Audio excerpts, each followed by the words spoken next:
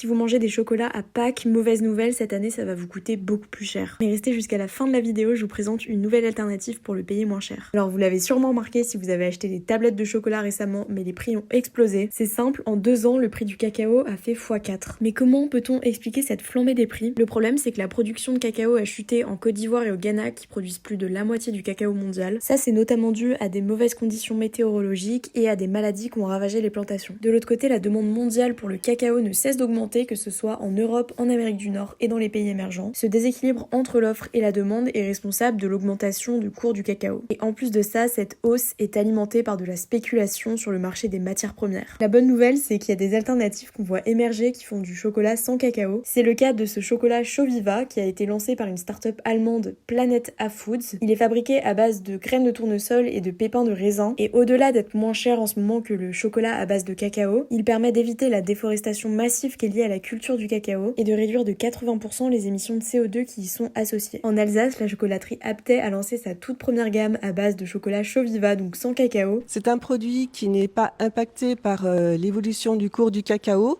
donc qui nous permet de maintenir un prix tout à fait correct pour les consommateurs. En rayon, le Choviva devrait être entre moins 20 et moins 30% par rapport à un chocolat traditionnel.